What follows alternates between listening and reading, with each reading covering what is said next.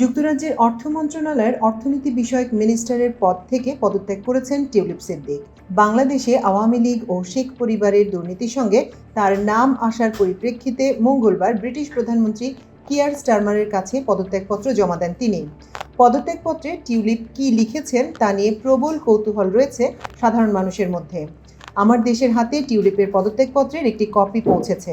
এ চিঠিতে টিউলিপ বলেন, আমার ভূমিকা সরকারি কাজের জন্য বিভ্রান্তি তৈরি করতে পারে, তাই আমি আমার মন্ত্রিত্ব থেকে পদত্যাগ করার সিদ্ধান্ত নিয়েছি। পদত্যাগপত্রে টিউলিপ যা লিখেছেন তা আমার দেশ দর্শকদের জন্য তুলে ধরা হলো। প্রিয় প্রধানমন্ত্রী, সাম্প্রতিক সপ্তাহগুলোতে আমার প্রতি আপনি যে আস্থা প্রদর্শন করেছেন তার জন্য আপনাকে ধন্যবাদ।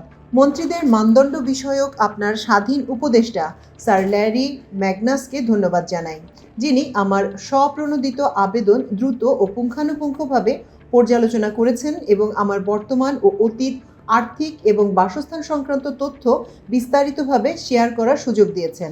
আপনি অবগত আছেন, আমার অনুরোধে বিষয়টি নিয়ে গভীর পর্যালোচনা করার পর স্যার ল্যারি নিশ্চিত করেছেন আমি মন্ত্রিত্ব বিধি ভঙ্গ করিনি। তিনি উল্লেখ করেছেন, আমার মালিকানাধীন বা বসবাস করা সম্পত্তি বা আমার কোনো সম্পদ বৈধ উপায় ছাড়া অন্য কোনো উৎস থেকে এসেছে এমন কোনো প্রমাণ নেই।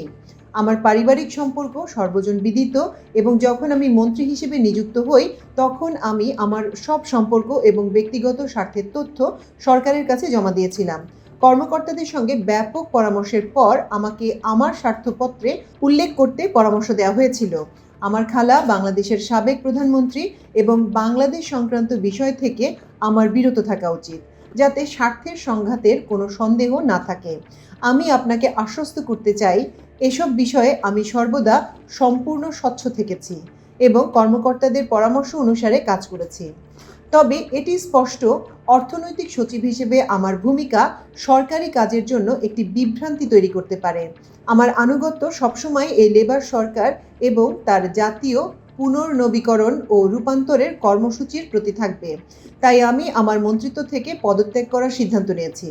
আপনার সরকারে কাজ করার সুযোগ দেওয়ার জন্য আপনাকে ধন্যবাদ জানাই। আমি পেছনে থেকে যে কোনোভাবে সরকারকে সমর্থন করতে থাকব। শুভেচ্ছান্তে, টিউলিপ সিদ্দিক, এমপি।